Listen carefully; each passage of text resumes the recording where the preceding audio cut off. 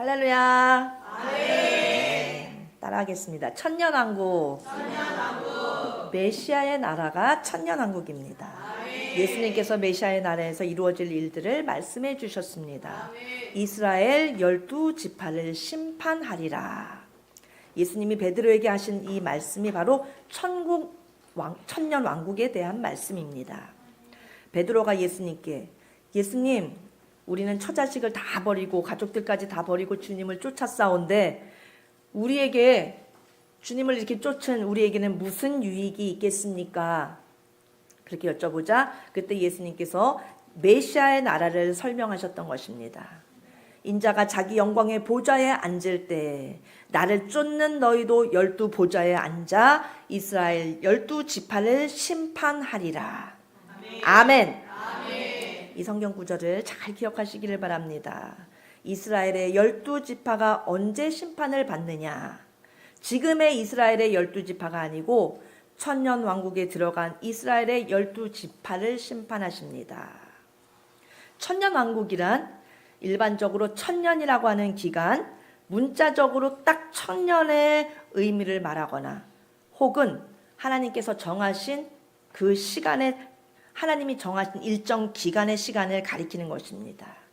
천년왕국 기간 동안에는 부활체의 성도들은 반드시 약속대로 그리스도와 더불어 왕노릇하게 됩니다. 아멘. 천년왕국의 백성은, 천년왕국에 들어갈 수 있는 백성은 먼저는 이 세상에서 예수님을 잘 믿고 구원받아서 지금 천국에 가 있는 성도들, 그들이 예수님께서 이 세상을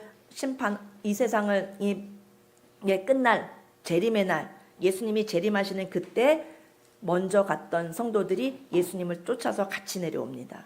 예수님과 함께 내려와서 그때 부활체로 변화받아 천년왕국의 새 예루살렘에 들어갑니다. 또 천년왕국의 백성은 누구인가? 그때까지 죽지 않고 살아있는 그리스도인들, 그들이 공중으로 들림받아서 공중에서 부활체가 되어서 천년왕국에 들어갑니다. 또 어떤 사람이 천년왕국에 들어가느냐? 예수님을 메시아로 못 알아봤던 유대인들, 그들 중에서 하나님이 정하시고 택함받은 자들, 그리하여 그들이 회개하고 예수님을 받아들일 때, 예수님께서 재림하실 때 그들이 지상 천년왕국으로 들어가게 되는 것입니다.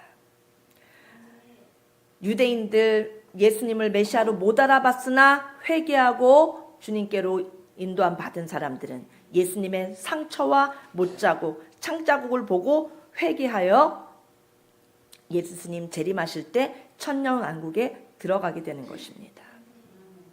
스가랴 12장 10절에 예언되어 있습니다. 내가 다윗의 집과 예루살렘 주민에게 은총과 강구하는 심령을 부어주리니, 유대의 백성들을 말합니다. 그들이 그 찌른 바 그를 바라보고 그를 위하여 애통하기를 독자를 위하여 애통하듯 하며 그를 위하여 통곡하기를 장자를 위하여 통곡하듯 하리로다. 아멘. 그리고 온 이스라엘이 구원을 받으리라. 기록된 바 구원자가 시온에 오사 야곱에게 이스라엘에게서 경건하지 않은 자들을 돌이키시겠고 내가 그들의 죄를 없이 할 때 그들에게 이루어질 내 언약이 내 언약이라. 이스라엘 유대인들이 주님이 오시는 그때에 죄를 사함받고 죄를 없애주시는 그 주님의 언약대로 천년왕국에 들어가게 되는 것입니다.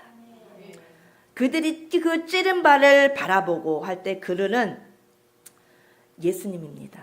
유대인들이 창으로 찔렀던 예수 그리스도를 바라본다는 말씀입니다. 그들이 예수님을 십자가에 못 박은 후 2000년이나 지금 되었습니다. 그런데도 아직도 그들은 예수님을 믿지 않고 있습니다. 지금도 그들은 예수님을 마음 아프게 하고 예수님을 찌르고 있는 것입니다. 이렇게 완악한 유대인들에게 큰 애통의 날이 올 것을 스가랴서에서 예언해 주시는 것입니다. 예언하며 깨우쳐 주고 계십니다. 그들을 천년왕국으로 주님께서 인도하실 것입니다. 성령께서 말씀하시기를 다 구원받기를 원하시는 하나님,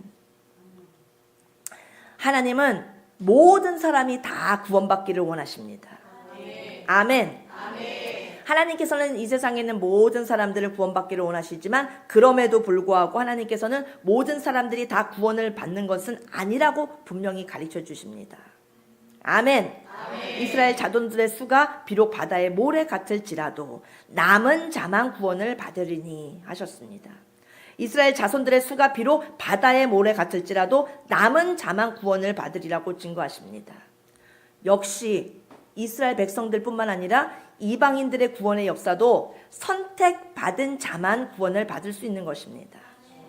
로마서 9장의 남은 자라고 하는 것은 바로 구원받은 사람들입니다. 회개하고 하나님께로 돌아오는 사람들을 말합니다. 만군의 여호와께서 우리를 위하여 생존자를 조금 남겨두지 아니하셨다면 우리가 소돔과 고모라와 같이 다 죽었을 것이로다. 아멘. 하나님은 심판으로 우리를 소돔과 고모라처럼 멸망시키지 아니하시고 남겨두신 생존자들로 하여금 남은 자들을 있게 하셔서 우리를 살려주신 것입니다. 아멘. 바벨론 포로로 잡혀갔다가 흩어진 사람들이 다수이지만 남은 자만 이스라엘 땅으로 돌아오는 구원받은 사람은 소수인 것입니다. 은혜로 택하심을 따라 남은 자가 있느니라 말씀하셨습니다. 바울은 남은 자, 은혜로 택하신 사람들, 구원받은 사람이라고 말하고 있습니다. 남은 자들은 하나님이 미리 아신 사람들이며 성령으로 거룩하게 된 사람들이며 택함을 받은 사람들입니다. 남은 자는 마지막 날 심판 때까지 신앙을 지키는 그리스도를 지칭합니다. 남은 자의 반대말은 떠나간 자입니다. 또한 버림받은 자입니다. 포도나무를 떠난 가지의 생존이 불가능한 것처럼 예수님을 떠난 생명은 버림받은 생명입니다. 끝까지 남은 자의 자리를 우리는 지켜야 하겠습니다. 아멘. 로마서 11장 25절에 유대인들은 예수님이 메시아이심을 거부하고 십자가에 못 박아 죽이고 2000년이 지났습니다. 이스라엘 사람들이 복음을 받지 않아 멸망의 자리에 있었으나 이방인의 충만한 수가 채워진 후에는 다시 유대인들에게 복음의 문이 열릴 것이라고 예언의 말씀을 주십니다. 이 말씀 속에 이방인의 충만한 수는 이방인도 모두를 뜻하는 것이 아니라 이방인 중에서 선택받은 자임을 알 수 있습니다. 이방인의 충만한 수가 들어오기까지는 이스라엘의 더러는 우둔하게 된 것이라. 아멘. 스가랴서 12장 10절에 이스라엘 백성에게 중요한 말씀은 은총과 간구하는 영을 부어주신다고 말씀하셨는데 성령을 부어주신다는 말씀인 것입니다. 하나님이 완악한 바로의 마음을 완악하게 하시니 그가 회개하거나 모세에게 순종하지 않고 오히려 더욱 거역하는 행동을 하다가 멸망을 받았습니다. 인간의 마음은 다 완악합니다. 성령이 오셔야 비로소 온유해지고 하나님께 순종할 수 있습니다. 인간의 힘으로 하나님께 순종할 수 없습니다. 바울은 믿음은 모든 사람들의 것이 아니라고 말했습니다. 간구도 회개도 모든 사람의 것이 아닙니다. 아멘. 광야의 이스라엘은 그토록 놀라운 기적들을 체험했음에도 끝내는 믿지 않고 반역을 일삼다가 광야에서 태어난 세 세대 빼고는 모두 멸망받고 말았습니다. 우리의 마음도 이렇게 완악합니다. 특히 사람은 한 해, 두 해 나이를 먹어가면서 나이가 많아질수록 더욱 완악해지기 쉽습니다.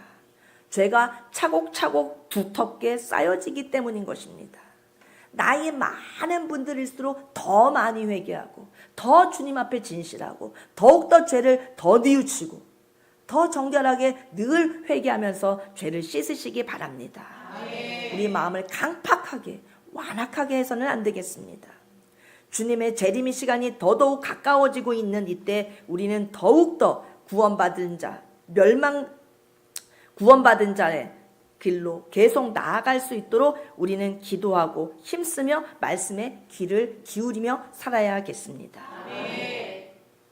불의를 행하는 자는 그대로 불의를 행하고 더러운 자는 그대로 더럽고 의로운 자는 그대로 의를 행하고 거룩한 자는 그대로 거룩하게 하라.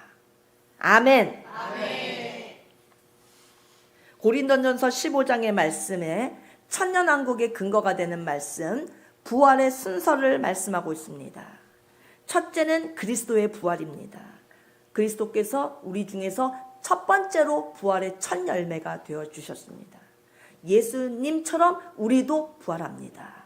예수님처럼 우리도 부활체로 부활하게 됩니다. 예수님이 첫 열매가 되어주셨습니다. 예수님처럼 그 다음에 변화받고 부활되어야 될 사람은 바로 성도들입니다. 성도의 부활이 있습니다. 그 다음에 부활이 또 있습니다. 그 다음 부활은 불신자들의 부활입니다. 그 불신자들이 부활할 때는 그리스도는 인류를 심판하십니다. 인류 최후의 원수인 마귀, 귀신, 사탄이를 불타는 지옥으로 던지십니다. 불신자들과 함께. 아멘. 지옥에 여러 가지 개념들이 있습니다만 사망과 음부라고도 하고 무저갱, 끝도 없이 밑바닥이 없이 끝도 없이 깊은 무저갱이라고도 하고 또 영원히 꺼지지 않는 지옥불이라고도 합니다. 사망과 음부라고 하는 것은 죽은 자들이 추방되어 가는 그들의 일시적인 거주지입니다. 사망과 음부에서 대기하고 있다가 거기서 불신자들이 대기하고 있다가 거기서 거기 대기한다고 해서 편안하게 휴게소같이 쉬면서 대기하는 곳이 아닙니다. 끔찍한 지옥입니다. 그렇지만 사망과 음부에서 일시적으로 거주하고 있다가 마지막에 영원한 지옥 불못에 들어가게 되는 것입니다. 또 밑바닥이 끝도 없이 추락하는 깊고도 끝없이 추락하는 곳 무저갱, 바닥이 없는 그 지옥은 귀신들을 위한 피난처입니다. 피난처라고 편안하게 쉬는 곳이 아닙니다. 역시 그 무저갱은 일시적인 거주지입니다. 귀신들을 위한 피난처이지만 그곳은 특별한 공포의 장소입니다. 상상할 수 없는 무서움과 두려움과 공포의 장소인 것입니다. 영원한 지옥불에 가기 전에 대기하고 있는 곳이 바로 무저갱입니다. 그 다음에 또 지옥불. 지옥불은 최종 심판 때에 불신자가 영원히 처하게 될 불타는 지옥을 말합니다. 아멘. 분명히 존재하는 지옥, 사망과 음부, 무저갱, 영원한 불못, 지옥불이 분명히 존재합니다. 주님께서는 반드시 심판하시고 주님을 믿지 않는 자들은 영원한 지옥으로 보내십니다. 우리는 지옥을 믿어야 됩니다. 지옥이 있기 때문에 예수 그리스도의 구원이 너무나 값진 것입니다.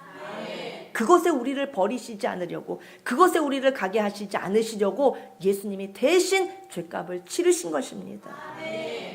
무저갱, 옛뱀이라고도 하고 마귀, 사탄, 귀신들을 위하여 마련된 감옥과 같은 곳, 그곳이 분명히 존재합니다. 그곳에 마귀와 사탄과 귀신만 들어갈 것이 아니라 예수님을 믿지 않는 이들이, 불신자들이 그 마귀와 귀신들과 함께 그곳에 가게 됩니다. 귀신들이 일시적으로 거주하는 그 무저갱은 폐쇄되어 있는 곳이긴 하지만 그 지옥불의 연기가 피어오르는 곳이기도 합니다. 그곳으로부터 무서운 지옥불의 연기가 무저갱으로부터 피어오릅니다. 그가 무저갱을 여니 그 구멍에서 큰 화덕의 연기 같은 연기가 올라오매 해와 공기가 그 구멍의 연기로 말미암아 어두워지며, 예수님이 재림하신 후에 천년 왕국 동안에 사탄은 유대인들을 절대 건드리지 못하게 되어 있습니다. 사탄은 천년의 통치 기간 동안에 그 속에 무저갱 속에 결박되어 있게 됩니다. 하나님은 사탄이를 무저갱에 던져서 잠그고 그 위에 임봉하여 천년이 차도록 다시는 온 세상 만국을 미혹하지 못하게 하십니다. 지금은 사탄이가 공중권세를 꽉 짜고 있고 우리 속에 들락날락하고 온 세상 만민을 미혹하게 하고 모든 죄 가운데 세력을 미치고 있습니다. 그러나 주님께서 무적행에 사탄이를 가두시는 천년왕국의 기간이 있는 것입니다. 그리고 잠깐 놓아주는 또 때가 있습니다. 잠깐 그들이 노임받았을 때 천년왕국의 백성들을 유혹하면서 주님으로부터 떨어져 나가게 합니다. 에덴 동산의 뱀이 아담과 하와를 유혹하려 왔듯이 무적행의 천년왕국 동안에 사탄이를, 마귀를, 귀신들을 다 모조리 가둬놓는 그 시간에 이 세상은 에덴 동산의 선악과 따먹기 이전에, 범죄하기 전에 하나님이 태초에 만드셨던 아름다운 에덴 동산과 같은 그 곳이 됩니다. 그곳에는 죄도 없고 그때는 죽음도 없고 사망도 없는 그 장소에 그 시간대로 주님께서 천년왕국의 시간을 이 땅에 마련해 주십니다. 그때 유대인들은 육신을 입고서 천년왕국에 들어가게 됩니다. 우리는 주님을 믿고 구원을 받아서 천국 백성이 돼서 우리는 부활체로 천년왕국에 들어갑니다. 공중에서 들림 받아서 천년왕국에 들어갑니다.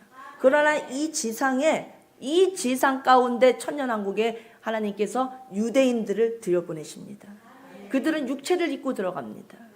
우리는 부활체를 입고 들어갑니다. 부활체를 입은 사람은 시집가고 장가가는 것도 없다고 하셨습니다. 부활체의 성도들은 중성의 천사와 같은 그런 존재라고 하셨습니다. 그래서 우리는 아기를 낳고 천년왕국에 들어가서 또 결혼해서 사는 것도 없고 또 아기를 낳는 것도 없습니다. 그러나 육신을 입은 유대인들에게 기회를 주시고 회개영을 부어주셔서 그들에게 허락하신 천년왕국, 이 지상 가운데 주님이 내려오셔서 다스리시는 천년왕국 가운데 유대인 백성들은 그곳에 들어가서서 다윗에게 약속하셨던, 이삭에게 약속하셨던, 아브라함에게 약속하셨던 하늘의 별과 같이, 바닷가의 모래와 같이 수많은 백성들이 낳고 번성하는 그와 같은 역사를 이루어 주십니다. 유대인들은 육신으로 천년왕국에 들어가기 때문에 아기를 낳고 죽지 않고 낳고 어마어마한 번성을 하게 됩니다. 어마어마한 숫자가 태어나게 됩니다. 그렇지만 그들은 죄도 없고 죄의 유혹도 없고 에덴 동산의 선악과 사건 이전의 상태와 같은 그러한 천년왕국을 누리게 되는 것입니다. 예수님께서 재림하실 때 신자들의 부활과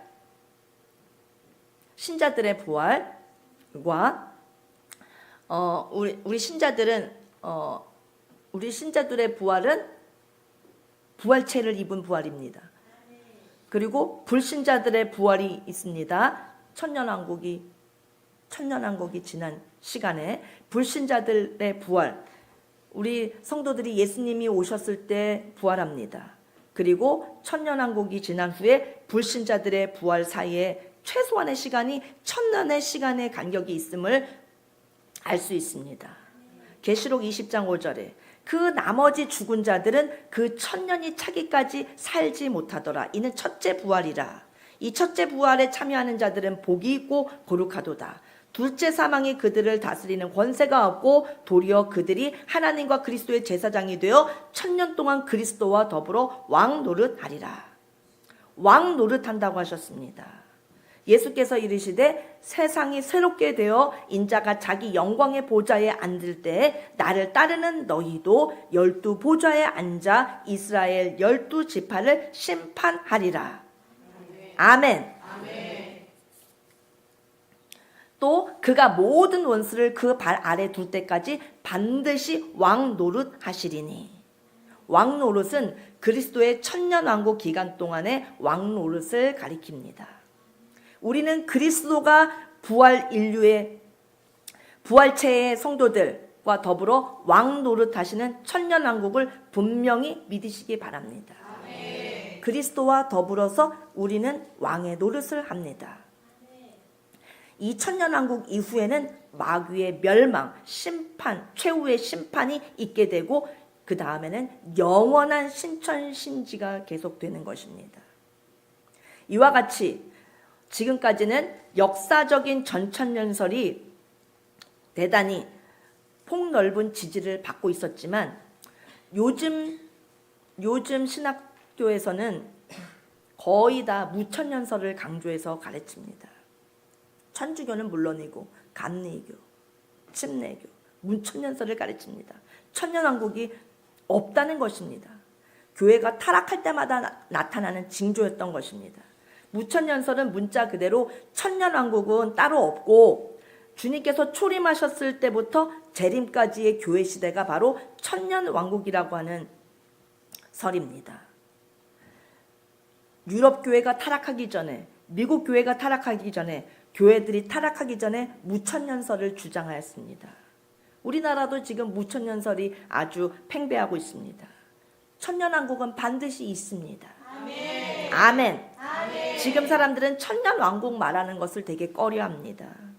천년왕국 말하는 것을 굉장히 겁을 냅니다.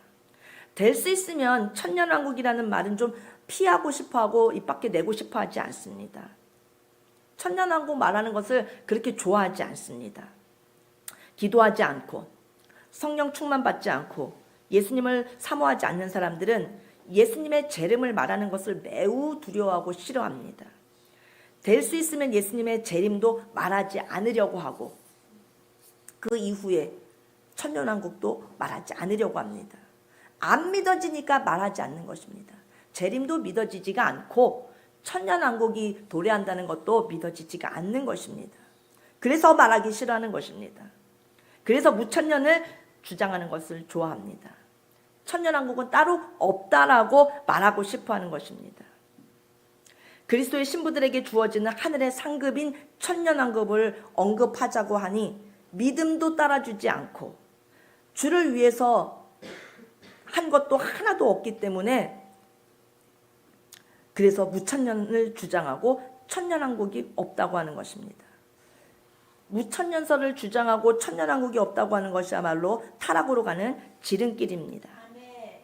사람도 무슨 일을 할 때 즉흥적으로 하지는 않습니다. 사람도 하루의 계획을 세우고 한 주의 계획을 세우고 한 달의 계획을 세웁니다. 사람들도 계획을 세워서 일할 줄 알거든. 하물며 하나님께서 무슨 일을 하실 때 즉흥적으로 되는 대로 하시지 않습니다. 하나님께서는 우리보다도 더 꼼꼼하게 덜 철저하게 모든 것을 다 계획을 세워서 일하십니다. 아멘. 하나님은 천지를 창조하신 것도 그냥 아무렇게나 창조하시지 않았습니다. 아멘. 계획이 다 서 있었습니다. 아멘. 그 계획의 맨 마지막에 완성하실 나라가 바로 메시아의 나라인 것입니다. 아멘. 메시아의 나라! 메시아의 나라! 메시아의 나라에 들어가는 사람은 누가 들어간다고 했습니까? 부활한 자가, 부활체를 입은 자가 들어갑니다. 아멘. 부활한 성도들이 메시아의 나라에 들어갑니다. 아멘. 예수님을 믿고 구원받은 우리가 들어간다는 말씀입니다. 아멘. 지금 죽어서 하늘나라에 가 있는 영혼들은 예수님께서 재림하실 때 같이 내려옵니다. 아멘. 그래서 그때 영체로 있다가 부활체로 변화되어서 천년왕국에 들어갑니다. 아멘. 이것을 역사적 전천년이라고 말합니다. 재림이 있고 그 다음에 천년왕국이다. 천년왕국 전에 재림이 있다 하는 것이 전천년설입니다. 부활한 자가 메시아의 나라에 들어가는 것은 확실합니다. 그 다음에 누가 들어갑니까? 육신의 이스라엘이 들어갑니다. 육신을 입은 이스라엘 사람들이 천년왕국에 들어갑니다. 육신의 이스라엘 중에서 지금 중동 땅에 살고 있는 육신의 이스라엘을 이스라엘을 가리키지만 육신의 이스라엘 백성들이라고 해서 다 들어가지는 않습니다. 7년 대환란 동안을 견뎌내고 하나님께서 정해놓고 택함 받은 자들이 천년왕국에 들어갑니다. 노아의 방주 속에 8명이 들어가서 새로운 씨앗이 되어서 새로운 인류를 이어갔듯이 육신을 입은 이스라엘 사람들이 천년왕국에 들어가서 그곳에서 낳고 죽음도 없는 사망도 없는 그곳에서 낳고 천년왕국 기간을 살게 됩니다. 아멘. 바로 그때 천년왕국이 끝난 뒤에 예수님께서는 영광의 보좌에 앉으셔서 그리고 우리들도 12 보좌에 앉아서 예수님과 함께 12지파를 이스라엘 12지파를 심판한다고 말씀하셨습니다. 아멘. 아멘. 천년 왕국이 있고 그 다음에 분명히 심판이 있습니다. 아멘. 우리가 천년 왕국에 대해서 잘 알아야 됩니다. 아멘. 우리는 육신을 입고 낳고 번성하고 죄악 없는 죄 마귀 사탄이는 다 무정에 가둬져 있는 그 천년 왕국 천년 시간에 유대인 육신을 입은 유대인들이 천국 천년 왕국에 들어가 있을 때 우리는 그들을 다스리게 됩니다. 부활체에 우리는 그들을 다스립니다. 아멘. 그리고 그들을 심판하게 됩니다. 아멘. 주님과 함께 왕노릇하면서 육신의 유대인들을 심판하게 됩니다. 그들을 다스리게 됩니다. 1980년 이전까지 신학교에서는 천년왕국의 전천년설을 보편적으로 가르쳤는데 그 이후로 기도도 하지 않고 머리 좋은 머리로만 공부한 머리로만 성경 연구한 교수들이 미국에 유학을 다녀온 이후로부터는 무천년설로 우리 신학계가 확 바뀌었습니다. 천년왕국 없다고 주장하는 사람들이 더 많아졌습니다. 그리고 전천년을 말하면 고리따분한 수구 보수 세력이라고 합니다. 무천년을 주장하면 세련된 자유주의라고 칩니다. 성경을 인간이 막 바꿔버리면 절대 안 됩니다. 아멘. 아멘. 아멘. 따라서 합니다. 메시아의 나라. 메시아의 나라. 이사야서에 보면 메시아의 나라가 너무나 자세하게 나와 있습니다. 메시아의 나라에 들어가게 된 유대인들은 애를 많이 낳고 하늘의 별처럼 바닷가의 모래알같이 번식합니다. 아브라함에게 이삭에게 야곱에게 다윗에게 약속하신 약속이 그대로 메시아의 나라에서 이루어집니다. 아멘. 부활체인 성도들은 그리스도의 신부로서 천년왕국에 들어갈 때 부활체는 육신이 아닙니다. 시집가고 장가가는 거 없습니다. 천사처럼 된다고 했습니다. 애 낳는 것도 없습니다. 우리는 이미 부활을 완성한 자들이 됩니다. 우리는 부활을 완성한 몸으로 천년왕국을 누리게 됩니다. 그러나 7년 대환란을 견디고 끝까지 환란을 이긴 육신의 유대인들, 하나님의 택함을 받은 자들, 그 육신의 유대인들이 지상 천년왕국으로 들어갔을 때 아브라함과 이삭과 다윗에게 약속하신 그 약속대로 계속 번성하게 됩니다. 그래서 이사야서의 말씀을 우리에게 들려주시는 것입니다. 찬송도 불렀습니다. 아이가 독사구멍에 장난하며 젖된 어린아이가 독사굴에 손을 넣을 것이라. 어린이가 나옵니다. 천년왕국에 어린이가 나옵니다. 그 어린이들은 유대인 천년왕국에 들어간 백성들이 낳고 하기 때문에 천년왕국에 어린이들이 존재하는 것입니다. 자연과 인간의 친환경의 나라 지상 천년왕국에 유대인들이 들어가게 됩니다.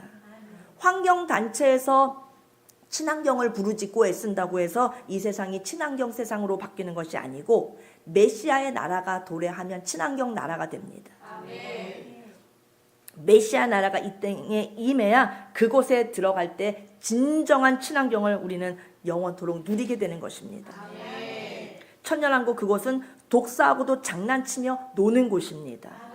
그곳에 들어가서 아기를 낳는 사람들은 누구입니까? 부활해서 들어가기 때문에 우리는 낳지 못하지만 애를 못 낳는다고 우리는 부활체를 입어서 천년왕국에 들어가서 아기도 못 낳네 하면서 슬퍼할 것이 아닙니다.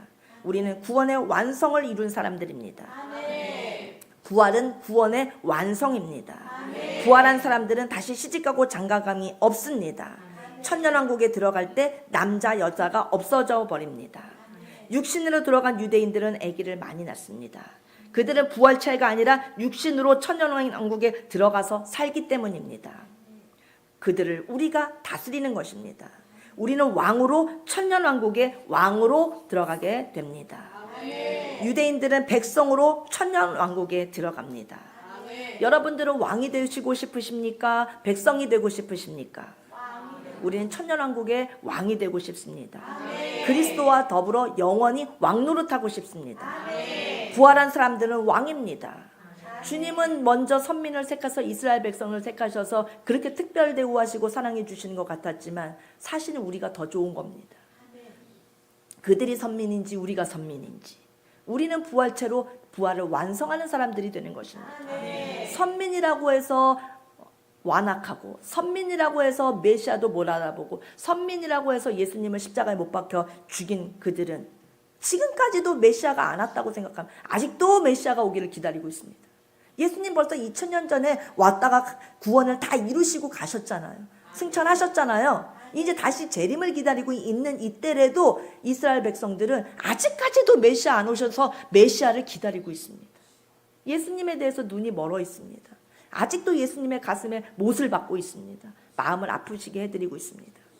그들은 그렇지만 버림받지 않습니다. 그들은 다시 이방인의 구원받을 숫자가 채워지면 다시 그들에게 복음이 들어가게 되어 있습니다. 그들도 주님께서 택하신 백성들을 천년왕국으로 들여보내십니다.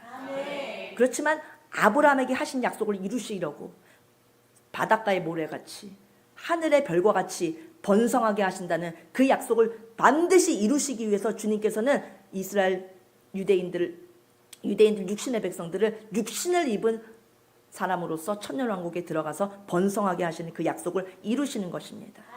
우리는 10국을 다스리고 5국을 다스리고 3국을 다스리고 우리는 하나님께서 주신 상급대로 백성들을 다스리시는 그런 왕과 같은 왕노릇하는 사람들이 되는 것입니다. 아멘. 예수께서 이르시되 인자가 자기 영광의 보좌에 앉을 때에 나를 따르는 너희도 12보좌에 앉아 이스라엘 12지파를 심판하리라. 이게 무슨 은혜입니까? 예수님 잘 만난 덕분에 예수님처럼 왕이 됩니다. 유대인들의 왕이 됩니다. 예수님만 유대인의 왕이 아니라 우리도 유대인의 왕이 되게 해주십니다.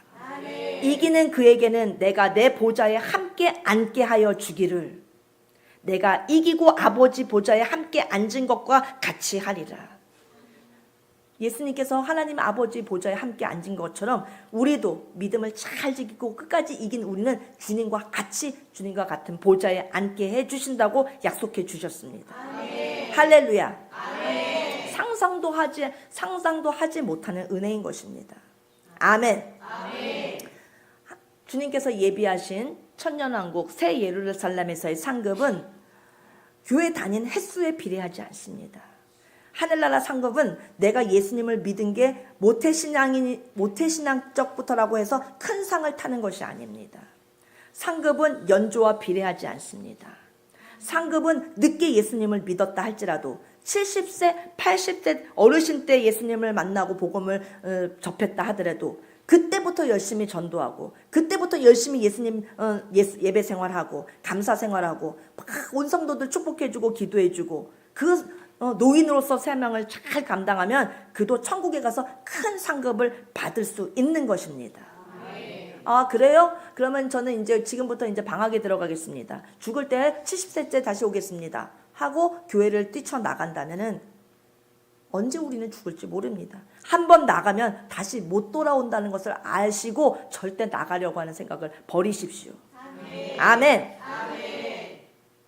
마태복음 20장에서 이어지는 말씀은 하늘의 상급에 관한 말씀입니다. 세베대의 아들의 어머니, 다시 말해서 야고보와 요한의 어머니가 예수님께 왔습니다. 주여, 우리 두 아들 중에서 하나는 주님 우편에 앉게 해주시고 한 명은 또 주님의 좌편에 앉게 해주시옵소서. 그래? 야고보와 요한이 하나는 주의 우편 하나는 좌편에 앉게 하기를 원하느냐? 네, 주님, 제 아들 하나는 주님의 우편에 주님의 좌편에 하나는 이렇게 앉게 해주십시오. 그렇게 청을 드렸습니다. 옛날에도 그렇게 극성인 어머니가 있었던 것 같습니다. 그런데 주님께서 항상 상급에 대해서 말씀하실 때, 상을 말씀하실 때는 같이 연결해서 우리는 기억해야 될 것이 있습니다. 바로 잔입니다. 잔과 산은 연결되어 있습니다. 주님은 내가 마시는 잔이라고 하시면서 내가 마시는 잔을 마실 수 있겠느냐 하십니다. 이 잔이 무슨 찻잔이 아닙니다. 커피 마시는 잔이 아닙니다. 이 잔이라고 하는 것은 십자가를 지는 잔을 말하는 것입니다. 하늘의 상은 반드시 십자가의 잔이 있어야 됩니다. 십자가와 관련이 있을 때 하늘의 상급이 되어집니다. 아멘. 전도하려고 마음을 쓰고 애쓰고 마음을 태우고 고생을 하고 욕을 먹고 상급이 되는 것입니다. 아멘. 십자가를 지고 걸어가는 그 삶이 다 상급이 되는 것입니다. 아멘. 천국의 상급은 반드시 십자가와 관계가 있음을 믿으시고 무거운 십자가를 지면 큰 면류관을 탄다는 것을 기억하시고 조그만 십자가를 지면 머리에 들어가지도 않는 반지만한 크기의 면류관을 탄다는 것을 기억하시고 큰 면류관 타기 위해서는 우리는 큰 십자가를 져야 됩니다. 아멘. 우리들 모두 큰 십자가 지고 갑시다. 아멘. 내가 마시는 잔을 마실 수 있겠느냐 하고 세베대의 아들의 어머니에게 주님이 물으십니다. 내가 마시려 하는 잔을 너희가 마실 수 있느냐? 예수님이 그렇게 물으셨더니 세베대의 아들들의 어머니, 주여 마실 수 있습니다. 아니, 우리 인간이 예수님이 지신 십자가를 어떻게 질 수 있습니까? 예수님 말씀이 무슨 말인지도 도대체 알아듣지도 못하면서 무식하면 용감하다고, 네! 마실 수 있습니다. 한 명은 주님 우편에, 한 명은 주님 좌편에 우리 두 아들 꼭 책임져 주십시오. 무슨 일이든지 다 합니다. 무슨 잔이든지 다 마십니다. 예수님이 말씀하실 때 내가 마시려고 하는 잔을 혹시 네가 마실지는 몰라도 이 말씀은 너희들은 절대 못 마신다라는 뜻입니다. 예수님의 십자가를 우리가 어떻게 따라가겠습니까? 그러나 아버지께서 예비하신 사람이 예수님의 우편에 예수님의 좌편에 앉을 것이라고 말씀하십니다. 아멘. 십자가의 크기와 하늘의 면류관은 같은 것입니다. 아멘. 우리들도 주님의 잔에 참여합시다. 아멘. 우리들도 주님의 십자가에 참여합시다. 아멘. 하나님의 말씀을 사모하며 예배당에 나와서 말씀 듣는 게 다 십자가입니다. 아멘. 십자가는 상급입니다. 아멘. 면류관이고 축복입니다. 아멘. 오늘 우리가 모여서 예배 드리는 것, 이것도 다 복받는 시간인 것입니다. 아멘. 다 축복이 되는 것입니다. 아멘. 하늘의 상급을 쌓는 날이 되는 것입니다. 아멘. 면류관의 크기를 확장시키는 바로 시간이 바로 예배 시간인 것입니다. 아멘. 우리가 예배 시간에 나와서 주님을 사모하면서 힘차게 찬양 부르고 두 손 들고 찬양 부르고 아멘 아멘 하면서 말씀을 부를 때 상급이 자꾸 쌓여지는 것입니다. 아멘. 아멘. 주일날 예배 자리 사모하십시오. 여러분들의 면류관이 커집니다. 아멘. 예수님께서는 이 땅에 계실 때 여러 가지 방법으로 설교하셨습니다. 말씀으로 설교하셨고 표정으로도 설교하셨고 숨을 후 내쉬는 것으로도 설교하셨습니다. 성경에 보면 사람에게 생기를 불어넣으시는 사건이 3번 나오는데 첫 번째는 흙으로 사람을 만드신 후에 그 코에 생기를 불어넣으셔서 사람이 생명이 되게 하셨습니다. 또 에스겔서에 보면은 마른 뼈에 생기를 들어가게 하셨습니다. 아멘. 그래서 다 군대로 일어서게 하셨습니다. 요한복음에 보면 예수님이 부활하신 뒤에 숨을 내신 적이 있으십니다. 그들을 향하여 숨을 내쉬며 이르시되 성령을 받으라. 아멘. 그때 숨을 내신 것은 바로 오순절 성령을 받으라는 것을 말씀하시는 것입니다. 아멘. 예수님께서 부활하신 후에 숨을 내쉬어주신 것은 바로 성령을 받으라는 의미였던 것입니다. 아멘. 예수님은 얼굴 표정으로 그렇게 설교도 하십니다. 하면서 성령을 불어 넣으시는 것입니다. 어떨 때는 예수님의 행동으로, 어떨 때는 또 예수님의 사건을 통해서 설교하셨습니다. 예수님께서는 이와 같이 여러 가지 방법으로 설교하셨습니다. 예수님께서 감난산 벳박에 이르렀을 때 예수님께서 2 제자들을 보내십니다. 맞은편 마을로 가라. 거기는 매어있는 나귀가 있다. 그 매어있는 나귀를 풀어서 나에게로 가지고 와라. 끌고 와라. 만약에 누가 그거 왜 매어있는 낙이 왜 그거 가져가냐 하면은 주가 쓰시겠다라고 하라. 그러면 그가 즉시 보낼 것이다.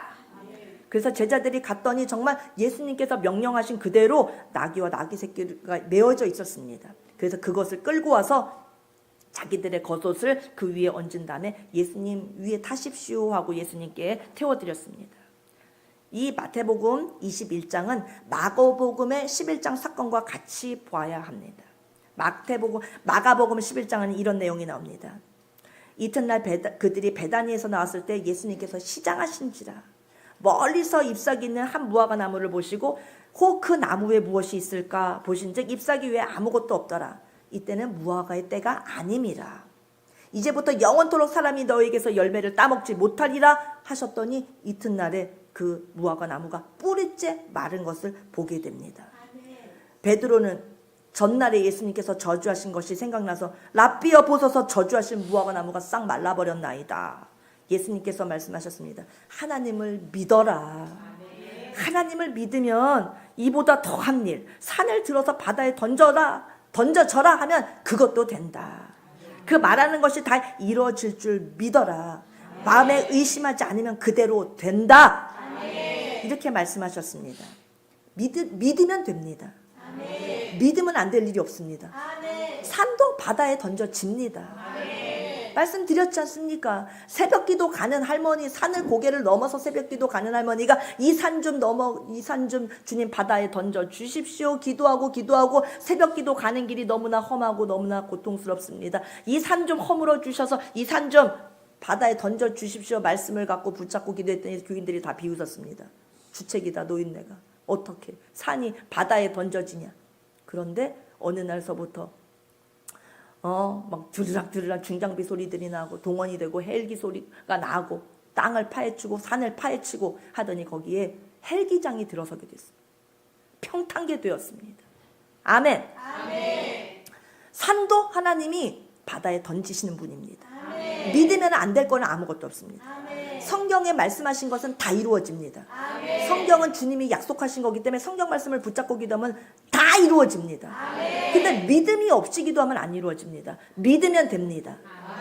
믿음을 갖고 여러분 말씀을 붙잡고 꼭 다 기적을 체험하고 다 은혜를 체험하고 다 바라는 바들을 다 성취하고 응답받으시기를 바랍니다.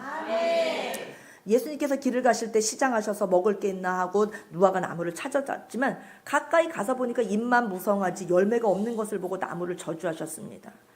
그리고 그 다음날 무화과 나무가 바짝 마른 걸 보게 되었습니다. 이렇게 성경에 기록이 되어 있는데 예수님도 때에 따라서 배가 고프다고 참 예수님께서 그렇게 나무한테 신경질 부리실 수 있나? 나무리한테 화풀이 하실 수 있나? 이렇게 생각합니다. 이때는 또 무화과의 계절이 아니었습니다. 무화과의 계절도 아닌데 무화과 나무 밑에 가서 열매 없나 하고 찾아가신 예수님 너무 이해가 안 됩니다. 또 당연히 열매가 없어야 될 그때 없다고 또 저주까지 하셨습니다. 무슨 이게 말도 안 되는 이런 장면이 보입니까? 그때가 나무에 열매가 없는 계절이니까 당연히 열매가 없는 거는 맞는 건데 왜 예수님은 자연 법칙까지 어기시면서까지 죄 없는 무화과 나무를 저주하셨냐는 겁니다. 이 무화과 나무 사건을 통해서 예수님은 설교하고 계신 것입니다. 예수님은 무화과 나무가 열매가 없는 줄 모르고 다가가신 게 아닙니다.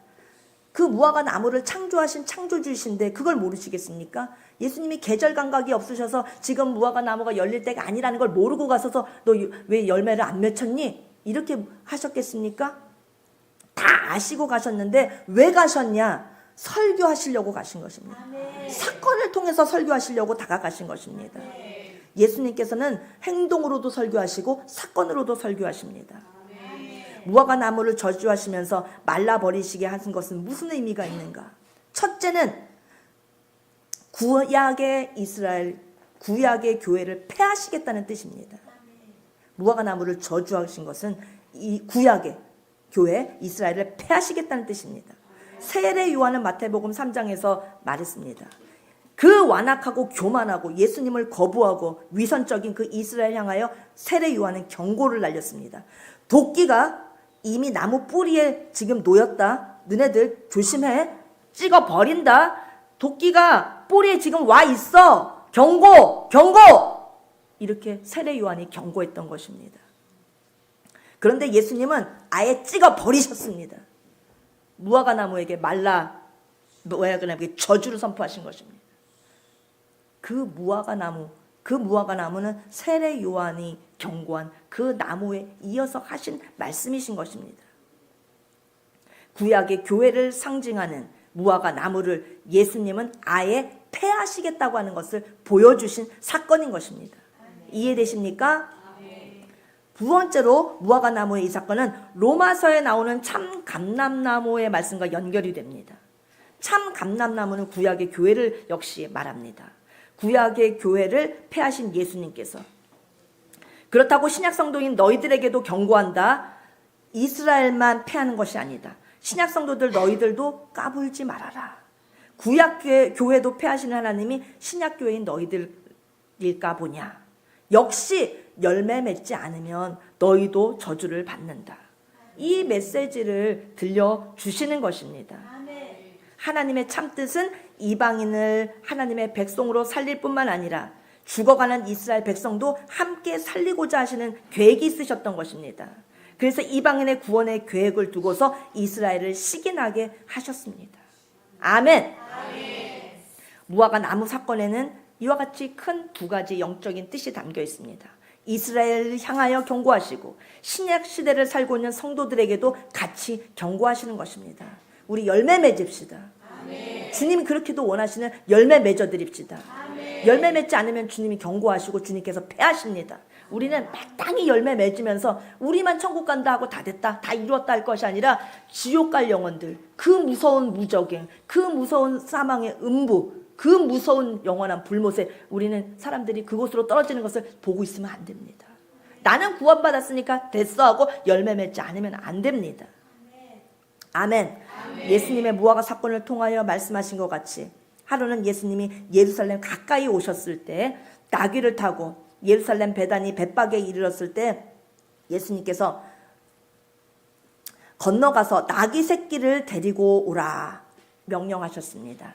그냥 나귀 말고 저기 건너편 마을에 가면은 메인 나귀가 있다. 메인 나귀 새끼를 데리고 오라 하고 제자들에게 명하셨습니다.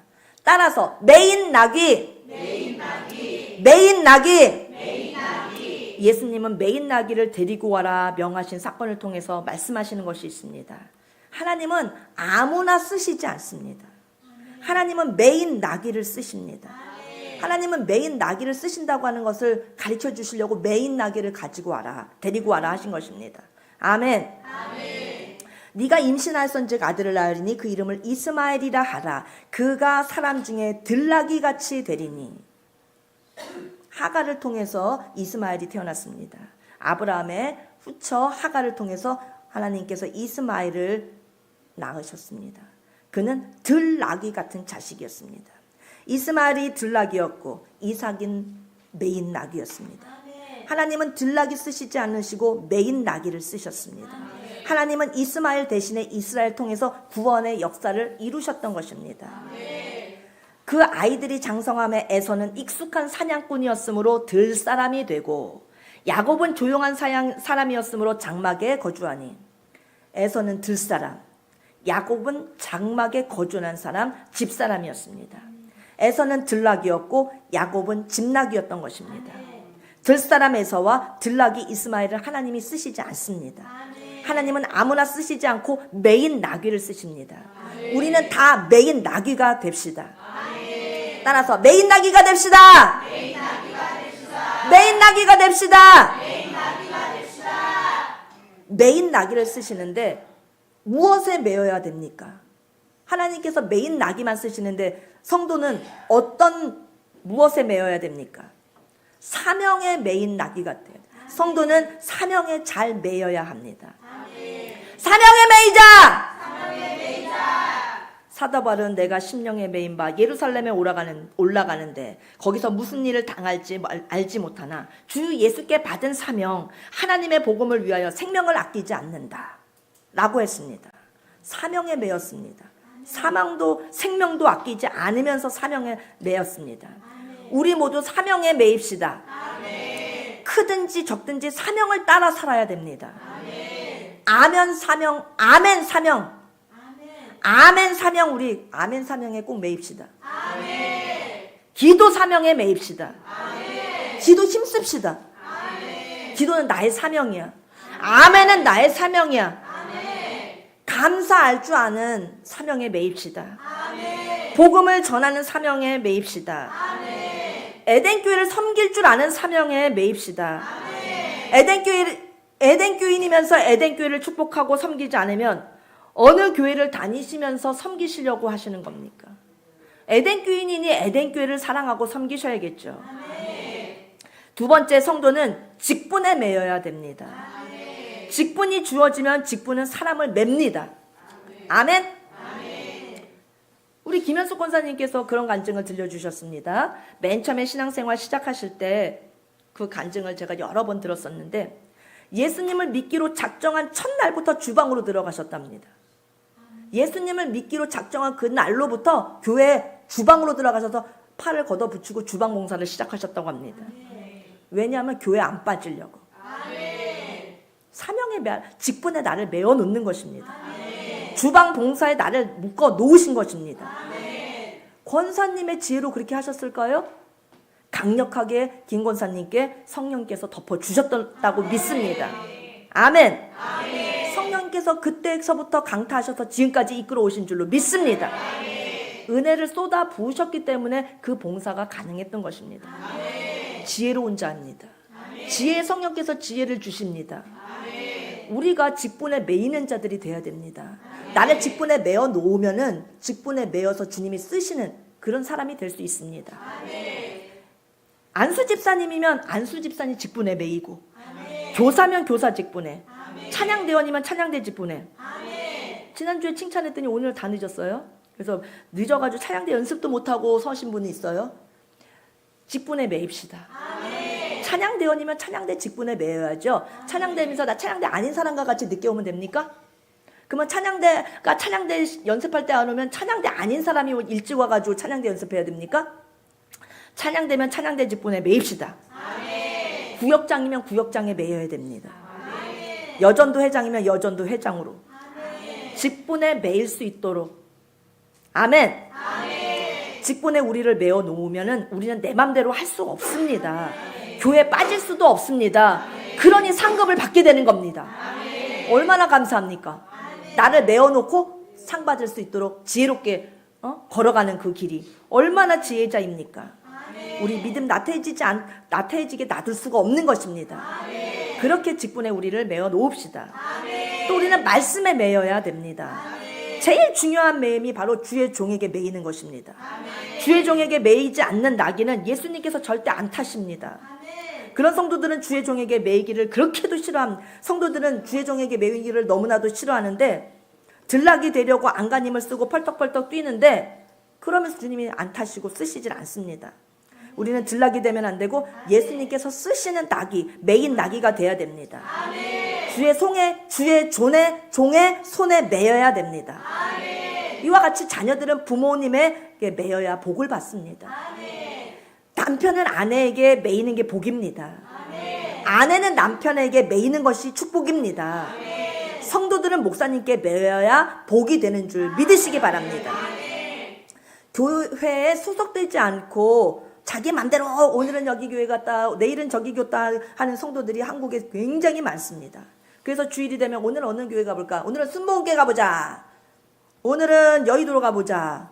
오늘은 강남으로 가보자. 자기 맘대로 여기 저기 왔다 갔다 하는 성도 주의 종에게 매일 수가 없죠. 맘대로죠. 고삐 뿔린 망아지처럼. 그렇게 신앙생활에서는 신앙생활을 할 수도 없는 것이며 제대로 믿음이 자랄 수가 없습니다. 담임 목사님이 계셔야 됩니다. 담임 목사님께 매여야 됩니다. 성도들은 주의 종의 손에 매일 때 가장 아름답고 존귀한 성도가 되는 것입니다. 매이는 나귀를 주님이 타십니다. 매이는 성도들을 주님이 쓰십니다. 우리가 성경도 모르고 신앙생활도 모르고 그냥 날뛰는 들나귀처럼 돼서는 안 되겠습니다. 교회는 나와도 절대 매이기를 거부하면 안 됩니다. 지도 받기를 거부하면 안 됩니다. 꼭 목사님께 지도 받기를 사모하십시오. 절대 주님은 들나귀 쓰시지 않습니다. 우리 에덴교회 성도님들은 다 모두 다 착하시기 때문에 목사님께 매이기를 좋아하시는 줄 압니다. 우리는 새 예루살렘 갈 때까지 끝까지 매이기를 좋아합시다. 목사님한테 꼭 매이면은 갑갑하기도 합니다. 갑갑하기도 하지만 예수님이 그 사람을 확실하게 들어 쓰시는 것입니다.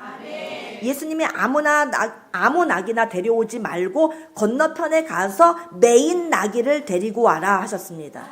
주가 쓰시겠다 하라 하셨습니다. 데려왔더니 예수님이 나귀를 타셨습니다. 그랬더니 사람들이 옷을 벗어서 카페트를 깔았습니다. 나귀 새끼가 예수님을 등에 태우니까 모든 사람들이 그 앞에 굴복하게 되었습니다.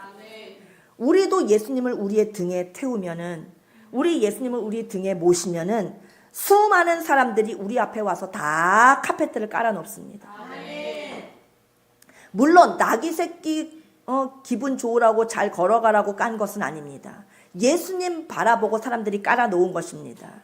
사람들이 우리들 앞에 와서 우리들 앞에 길을 열어줄 때 우리 보고 하는 거 아니라 우리 등에 타고 계신 예수님을 보고 그렇게 하는 것입니다. 그래도 예수님 태운 나귀도 기분은 좋지 않습니까? 사람들이 종려나무 가지를 꺾어서 흔들며 호산나 찬송을 불렀습니다. 나귀 보고 종려나무 가지를 흔들어댄 것이 아닙니다. 주님께서 내 위에 타시면 천사들이 환영하며 반겨주는 역사가 일어납니다. 주님이 나를 사용하시면 모든 사람이 내 앞에 굴복하는 역사가 동시에 일어납니다.